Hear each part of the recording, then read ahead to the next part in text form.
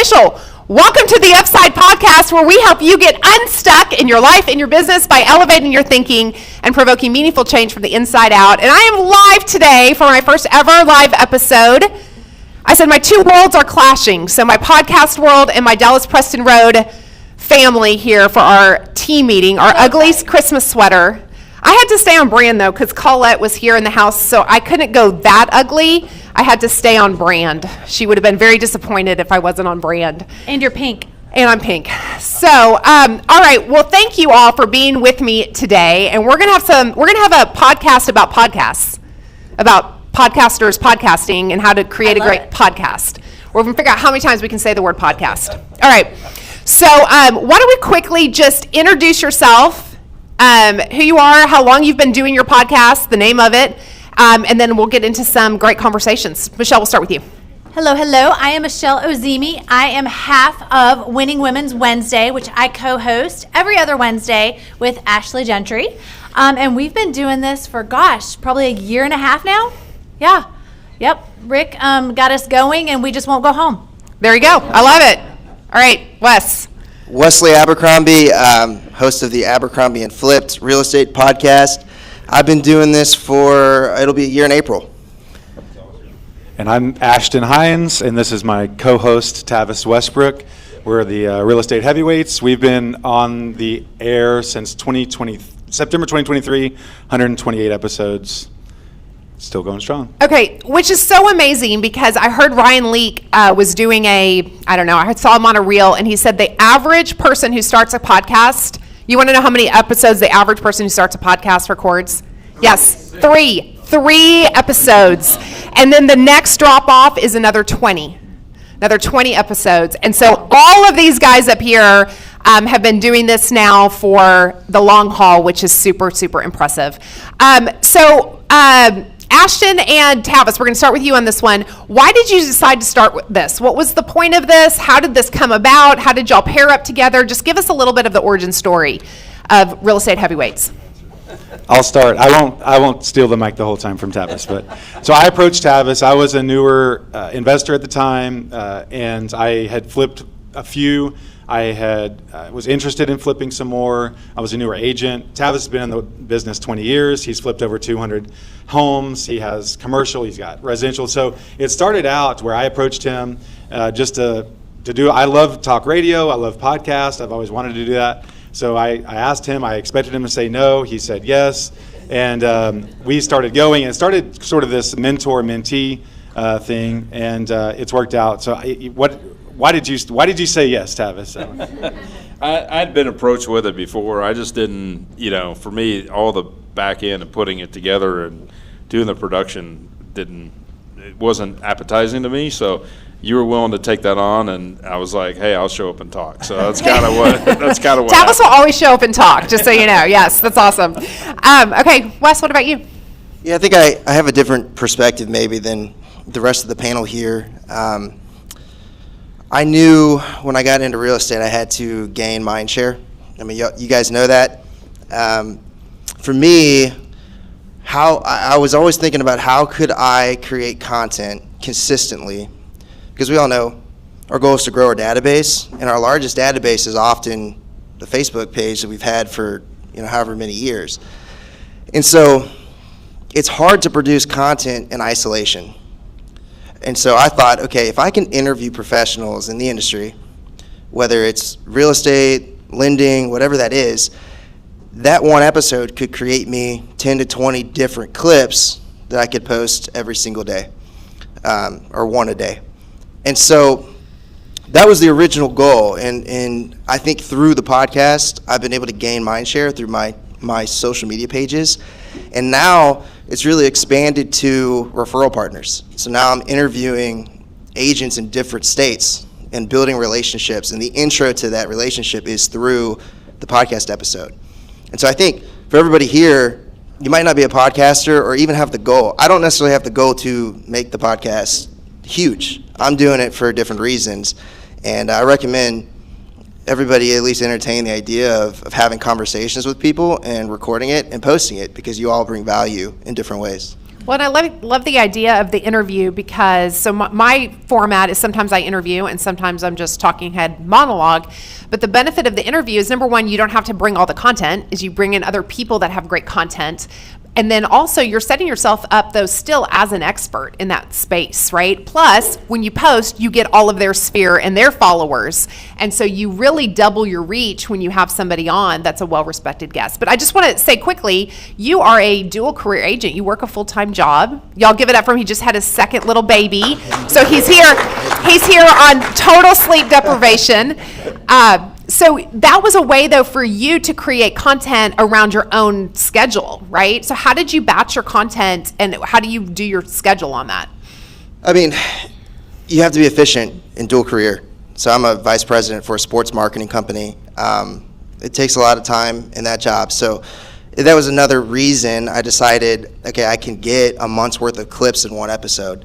And so I've sat down, I said, look, I'm going to do this. I don't care how many subscribers or followers I have at the end of the year. What I want is my Facebook page to see that I take the time to interview people and that I'm learning. And every episode I've done, I've learned something. Like I learned a ton from our episode, and it still stays with me. So you got to prioritize it. And I really only need an hour. I need 1 hour to schedule an interview with someone. And that will get me clips for a while. So I just think we all have an hour. It doesn't matter how busy we are. If it's important to you, if this career is important to you, you'll find an hour to take the time to have conversations. Yeah. I love that. All right, Michelle, tell us about Winning Women's Wednesday and how all of that came about. So Winning Women's Wednesday is a little bit different in that it is live from the studio. So there's lots of margin for error, and there usually are lots of errors. So it started because Rick told me to. As in Rick Davis with studioUSA. Yes, Rick Davis with studioUSA told me to, and he told me that I would be doing it with Ashley Gentry. She was going to be the guest the first time. And we did it where we had different guests coming in, and what we found is that we really riffed off of each other very, very well. And so we've kept it in that format, and it's from a coaching perspective. Depending on the time of year, like right now I'm heavy into business planning. That's kind of one of my favorite things. And Ashley doesn't listen to any of it. So that's kind of our format is I give her topics and we talk about different things. She never reads the topics until she sits down.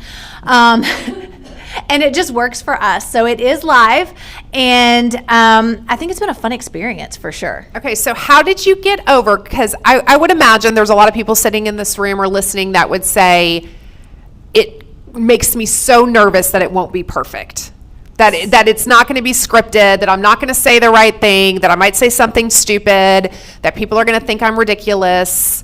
How did you get over that? So here's what's funny is I'm more terrified talking in front of you all right now than I am at the studio, because the studio you're live, but you're just looking at a picture of yourself. You're oblivious. You're oblivious. You don't realize. So denial. It's denial. Okay. It's absolute denial until Rick gets the weird photo of your hair that he keeps posting over and over and over again. But I'm never going to let that go, by the way.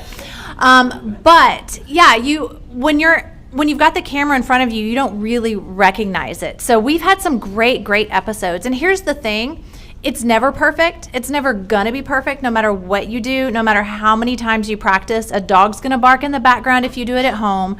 A baby's gonna cry, or someone's gonna try to walk in the front door at the studio. There's just always something. And honestly, it's the authenticity that people look for.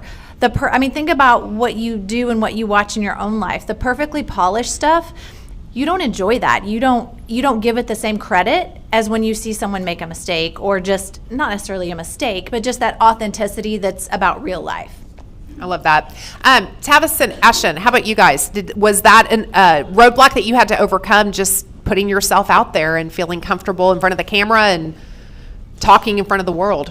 I mean, we'd be lucky if the world listened to our podcast. Right. I mean, really, who are we kidding? The world is not listening. And that's the thing, is you think so many more people are listening than Right. aren't. Yeah, our very first episode, I had all the cameras, I had done all the prep, and I was trying to be great, and we shot it, and I was like, this looks horrible.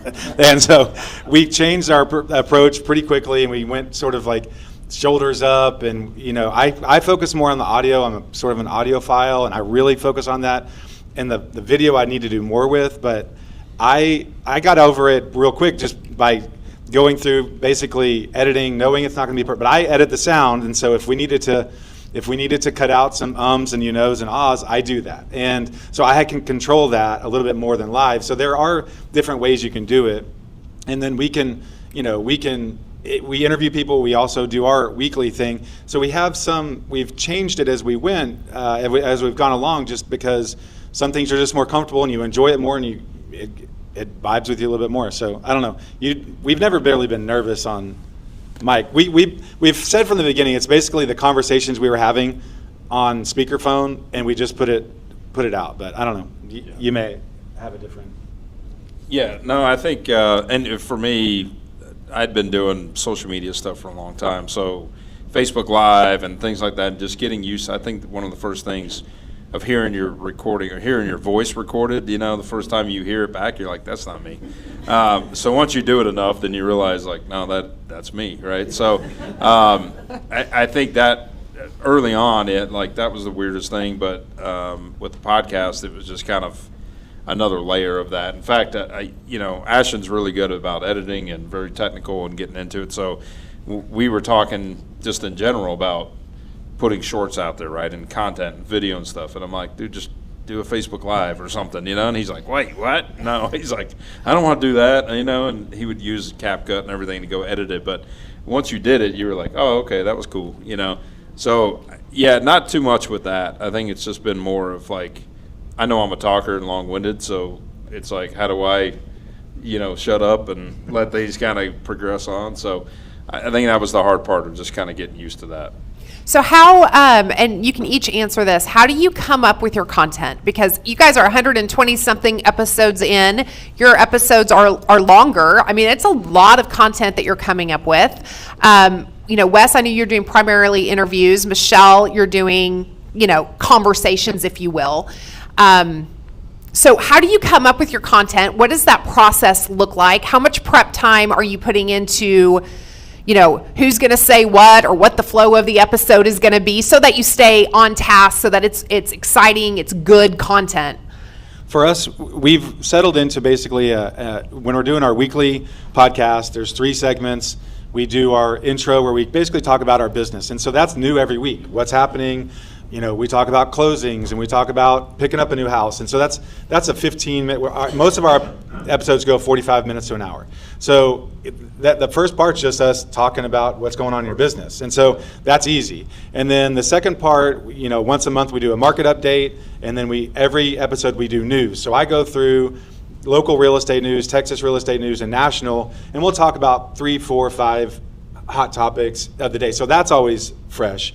And then the third segment, we've vacillated. A lot of times we make fun of listings. So I'm sorry if your fixers suck, you're up for Not Dallas Preston Road listings. There would be none of those to make fun of. But we actually, and we'll do that. We make fun of listings some, but we also look at, we'll look at a $25 million listing and try to compare it to the flip materials that Tavis is using, just so we're like, hey, they use the same tile you use, stuff like that. So that, we have that format, and that kind of keeps us a little bit fresh, and then we do have some evergreen stuff that we try to throw in there. So Interviews are basically just asking somebody their business, how they got started, and kind of the journey throughout. And it's been pretty cool, because a lot of the interviews that we had, we started originally kind of having questions prepared and all that, and then we've just let it kind of run organically. And a lot of the interviews that we've done have turned out really cool, because there's a lot of personal stories that are behind that. So the thing that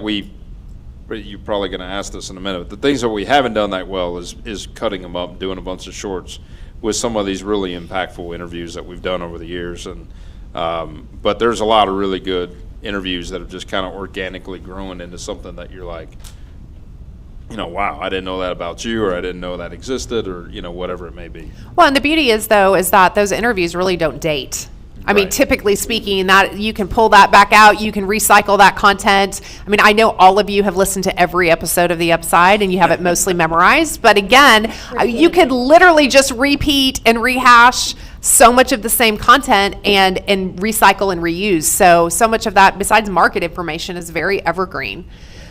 Wes, how much prep do you do when you're interviewing someone? Are you sending them? I can't even remember if you sent me questions ahead of time now. I don't remember what we talked about. But what does that prep look like for you? I don't honestly do much prep. Matter of fact, I do zero intentionally. By not much, I mean none. Well, but to answer your question, though, the previous one is how do you come up with your content? We all are entrepreneurs. That's why we're in this role. And with that, you have tons of questions. And there's always a question that pops up every single day. So for me, I want to go in cold and ask the questions I genuinely want to know. And then next thing you know, it's been an hour. When I have been on the podcast, I've had them on like 3 or 4 times. Like, I've got a list of questions on how I can be better, and that creates the episode. And so if I'm learning from that, other people will also learn from that. And so when you clip that and share it, people find value in it. And so now my podcast is interview style, right? So so no prep. Yeah. Well, I love that. I can't remember who I was listening to, but they were asking, and it's a well-known podcaster that, has a few more subscribers than we do. And he said that exactly that he doesn't over-prep on the interviews because he wants to really ask genuine questions that he's curious about knowing, and that's what creates that interesting interview. So I don't know if you knew that was brilliant, but just so you know, that is a thing, and it's very brilliant. So, well, if I have questions, I know other people do too, Yeah. right? So. Okay, Michelle, how do you come up with what you're going to talk about? What does that look like for you? Because you're a planner. I know you're a prepper and a planner, unlike your co-host. And that probably causes me to do a little more planning than maybe is necessary because she's just not going to plan. And that's what makes her charming and fun, and it makes the show work. But that means I've got to have some content and some ideas for us to feed off of. So, but even still with that, our content is primarily with our involvement with Metrotex. We often talk about what's going on in the market from an agent perspective. And then with me as a coach, I'm looking for ways that I can, provide value to the agents, my dad, that are listening to the show. And that's kind of the direction that our show goes. So based on my coaching calls and different things that I'm involved with through the week, that's really where my content comes from. So it doesn't take that long. I may dive a little bit deeper so that if there's dead air space, so to speak, I've got something to throw in. But I don't know, maybe 30 to 45 minutes, honestly, at the most, on a week where I really do have to dig in. And so you're recording Winning Women's Wednesday every other week. Every other week, correct. Yep. Okay, so let's talk just a minute, because all of you produce your podcast differently, meaning systems, tools, and I think that is an overwhelming piece for somebody considering starting is the equipment, the technology aspect of it. Do I, partner with somebody like studioUSA to do it all for me? Is that step 1? Is that step 2? My podcast would not exist if I didn't have partners. It just would never happen because it's not in my skill set or in my, desire even. But so Michelle, yours is done through studioUSA, but just chat a little bit about what that started. And maybe it doesn't even look the same as when you initially started. Who wants to take that first? I'll talk about the tech. I'm the tech guy on ours. You just take that microphone. Yeah, so I started out, I had the fancy Sony camera, and I have a nice microphone. We got Tavis a nice microphone, but we've really gone backwards. We both use webcams, nice webcams, and we use our microphone. We use Riverside, which is basically a fancy online Zoom.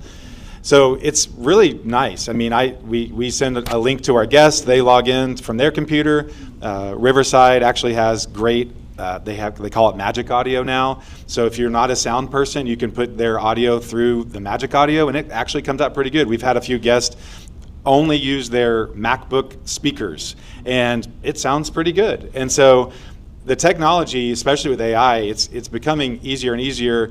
Then they also have become way better about chopping up the shorts for you. So if StreamYard is one, Riverside is one, that if you get into their ecosystem, you can do really good things. At first, it's a little challenging to get onto Spotify and to Apple, and there's all these agreements and blah, blah, blah. But once that's set up, it's pretty hands-off as far as that goes. So if it were me, I would love to have a VA, and I would have better cameras and multiple angles. I would love to get a sponsor at some point to do that, but I wouldn't let technology get in the way of doing that. Yeah, I was going to say, originally we did 1 or 2 at Ashton's office or at his house, and it was great. I mean, you had all the cameras set up and everything else, but timing was a problem, just with your schedule and my schedule and trying to connect it. And so therefore, the accountability would shift.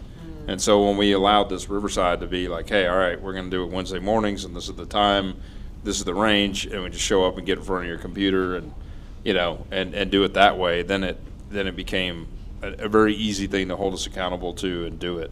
And then when we did interviews, it made it easy, because we'd interview somebody to say, hey, are you open to it? And they said, yeah, and we'd say, okay, you just need a computer, and, we'll send you a link. So that's been pretty easy. So funny, because my accountability is exactly the opposite, in that I send a calendar invite to Rick and Austin for when I'm showing up at their studio, and I won't cancel on them because I feel like that would be rude. Yeah. And so if it's scheduled, by golly, I'm going to be prepared. I'm going to show up to do that. But I am looking at doing a Riverside because I can't do remote guests, and it'll open me up to interviews all across the country if I'm in studio and I can still remote in guests. So that's kind of next step. Okay, Wesley, what about you? Yeah, I mean, I think the answer to that question for me personally is I did rent a studio. I've now shifted to an in-home studio. I think if you're considering doing this, which I think everybody should create content, you don't want to be a secret agent. The question then becomes, what's your goal with the podcast? Is it to actually make a podcast business? Or is it to do kind of what I'm doing, which is using it as content, building relationships? Everybody can just turn their phone around and record themselves, because everybody is different and unique in their own way. And so I think the barrier for a lot of people with producing content is you care too much what people think, and you feel like you don't have the proper setup because you see all the fancy stuff on Instagram and YouTube. There are some of the biggest influencers in the world that still use an iPhone to record themselves. They don't have a fancy camera or a background. And so just turn the camera around and start talking to it, and then post it and share what you know. Talk to people who know more than you, and that's kind of what I've shifted to. I have an iPhone, and I bought a couple dressers behind me, and that's it. Yeah. Go ahead. Well, and I agree. I think it's whatever you're most comfortable with and you enjoy the most, so that you're going to keep doing it. I like going to the studio. I have dogs, they bark. No matter what I'm doing, they're going to bark. So for me, doing it at home isn't fun. And I like the community of studioUSA. And I like to walk in, I have my conversation with Rick and with Ashley.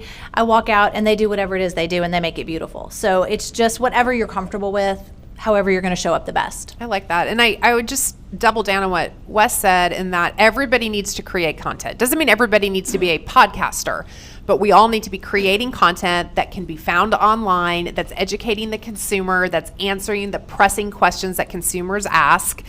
And having captions on your video is how it is found to be relevant out there. And there's just so many ways when you create that long form. That was the whole reason I started the podcast, was the overwhelm of regular posting on social media. And so the idea was taking long form content and splicing it up. And it gives me all of this kind of bang for my buck, if you will, on that. And now I'm looking at going back to creating a little bit more purposeful short content, because I think it will connect better. So there's always kind of a give and take both ways. But let's talk for just a second about, how do you measure success with this? Because this is a long-term play for your real estate businesses. This is not quick, easy money, if you will. This is a long game play. So how do you measure success? Are you looking at subscriber count? Are you looking at followers? Are you looking at likes on social media? Are you directly correlating dollar business from it? Talk just a little bit about what results you've had, and then how you measure engage that. Who wants to start? Michelle, go ahead. Okay, I can start with that. So for me, and this is something I do like to remind people, is for most of us in the room, we're looking to do this to grow our real estate business. We're not trying to become influencers. So you have to keep that in mind and keep your content directed towards that. I'm doing it from a coaching perspective, again, real estate business development coaching. And so for me, my goal is always providing content and value. And so I'm looking to grow my follower count. So yeah, that's what I'm looking to do. Yeah, I could care less how many subscribers or followers I have. My goal and how I'm going to measure this is truly the referral partners I gain from this, and how many referrals can I send, how many can I get. The the likes and stuff and comments don't really matter. I'm looking at it as I gotta gain the mind share of my database, which is my Facebook and Instagram pages. And if you got 1,000 followers, 300 followers, that's 300 people that are viewing every single post that you clip, because algorithms push people that post consistent content. And so why would you not want to do that? There's no better way. So for me, it's just, okay, at the end of the day, am I gaining mind share in my SOI? And that will bear results, and then referral partners as well. Yeah. I've got some things to say, but I'll let Ashton say his piece real quick. Ours is a little bit mixed. I would love to have, I stare at the how many people listened to the last episode, and it's not a lot. And I would love to get a podcast where, more people listen to it. For me right now, success is just being consistent and going through the motions and trying to figure it out as it goes. And I think at some point it'll click and it'll have an inflection point. It's where we can have enough listeners to get maybe a small, mortgage company sponsor, title sponsor, to where we can get a VA and kind of go that route. For me, I have not had a direct piece of business that's come from that. I think Tavis would say that he has. And so that's a huge success. My success also is and I think this is a great mindset for people to think about. This is a snapshot. This is a verbal journal that will live as long as I want it to for my kids and grandkids and friends. It's fun. I enjoy it. I love talk radio. And so for no other reason, I am going through the effort of sort of snapshotting my life and what is important and my sense of humor and that sort of thing. And if nothing else, that's valuable to me. And so I can keep doing that for a long time.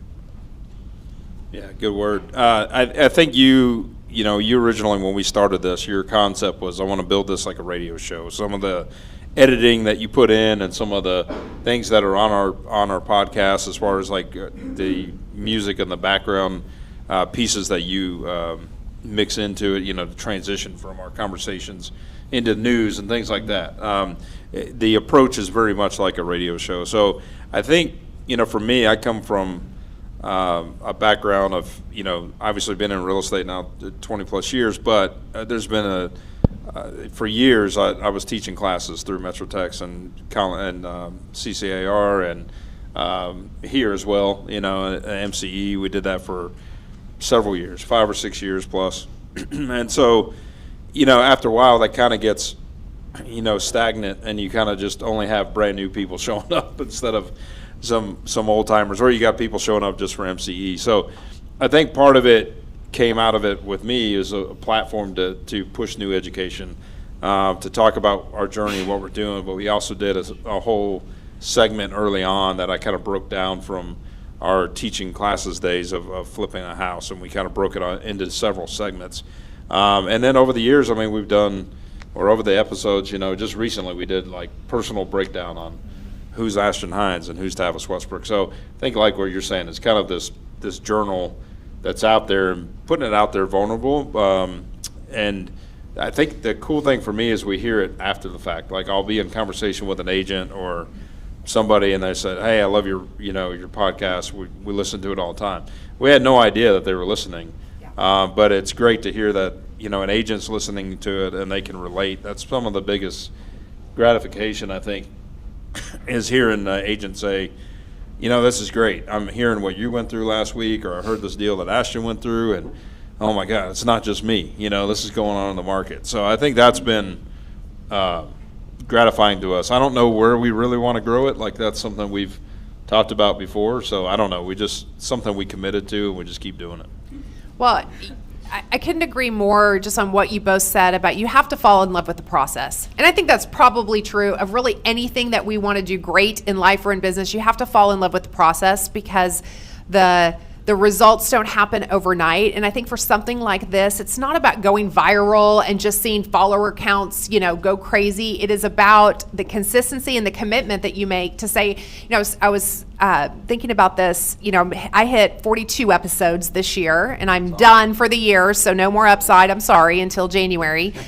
And I knew I wouldn't quit. Like that wasn't an option. I wasn't surprised that I made it through the year. However, I am surprised of how much I loved it. And I fell in love with the process on it. And that is then what you say, okay, now that's my new floor, and where do I go to the next phase with it? But it's so easy to get so wrapped up in the immediate results that we forget about the process and about the impact. Okay, so what would you say to somebody thinking, okay, they're sitting in this room or they're listening online and they're saying, I need to create content. Maybe they're not necessarily totally bought into a podcast yet, but they need to create content. What would you give them as the most important piece of advice? Because most people never start. I mean, I got to give hats off to the people who just record 3, because at least they started. I mean, that's more than the majority of people too. So if that's you out there, it's okay. You can get back in the saddle, get back to episode number 4. But what would you say to that person who's just considering starting? Just do it. I mean, that's really all you can, just do it. I mean, it's not going to be perfect. You're going to make mistakes. You just got to get out there and do it. And I don't go back and watch mine. Every now and then I'll hear my voice coming from another room and Alan's watching it. He's so sweet. And I'm like, her husband. Oh, it's my husband. And I'm like, oh, I do sound weird on the podcast, but I don't ever go back and watch them. I just think it's, do the thing and move on. And it's the same thing with my videos. When I do a video, I just post it and go. If I start watching it, it's never getting posted. Well, I listen or watch mine the morning it drops. So it's too late. It's already out there. I'm listening with you guys. It is already live to the world. I've also found that I sound much better at 1.5 speed. So it just upped me to 1.5 speed, and it's much, much better. So, Wes, what about you? Yeah, I think go find somebody that you want to learn from, get them on a Zoom, and click record. That's how you start. And take that clip, find the best parts of it, post it on your social media channels.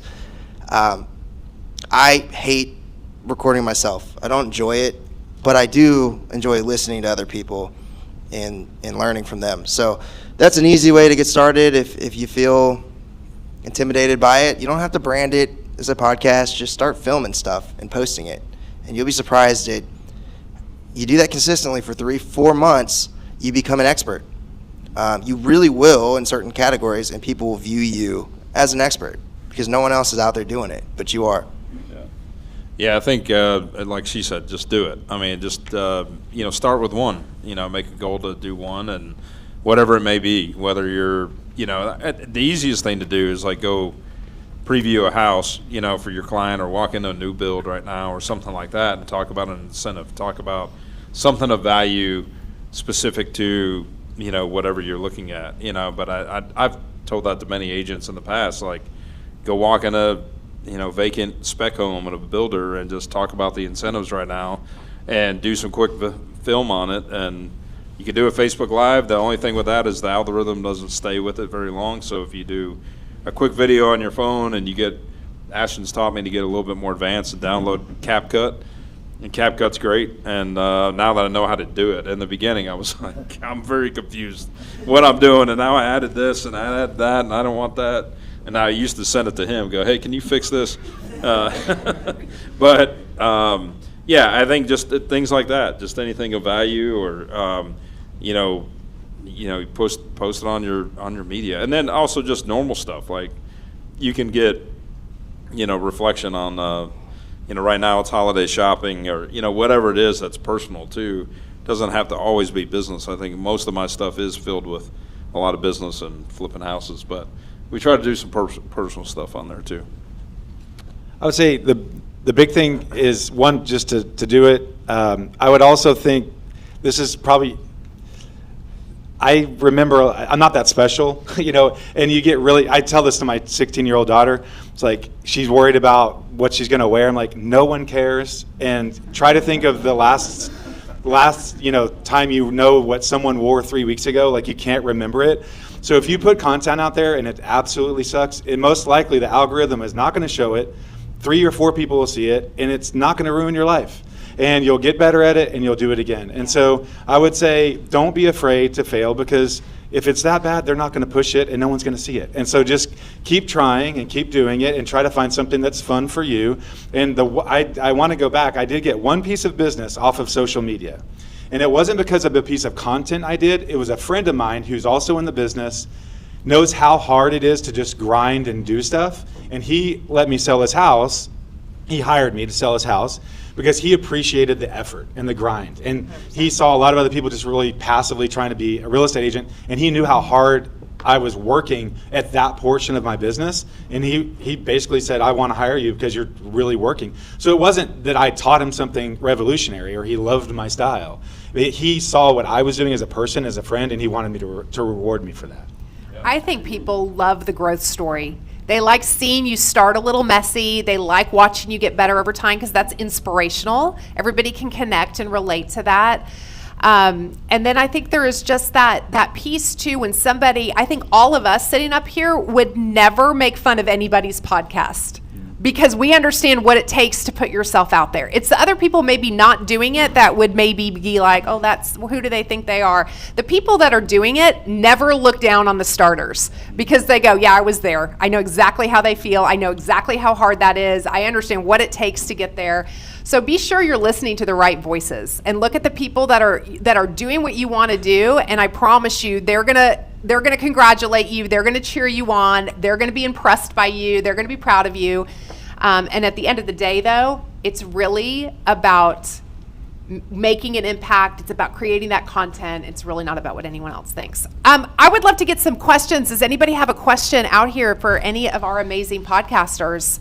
Stu, what's the best way to do this for microphone's sake? Should I run over there with my microphone? Yes, I should run with my microphone. Okay. All right.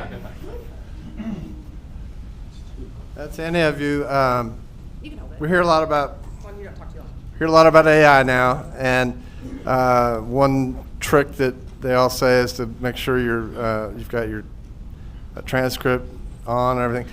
Do you guys think about that, and can anybody elaborate on how this might be important as AI gets more prevalent? I know working with Seth and I have started recently using our old transcripts and the old podcast, going back, trying to get more value out of what I already have made. And this is the other nice thing is you can go back and I can tell AI to refer to 3 arbitrary episodes. Please look at episode 118, 93, and 24, and please answer this question today. And it'll pull from those quotes, and I have a completely unique blog that is from my perspective, but I'm not sitting there having to write. And this is like a revolutionary thing for me, that once it's out there, you can use it forever. And that's your voice with your stories, and it's very unique.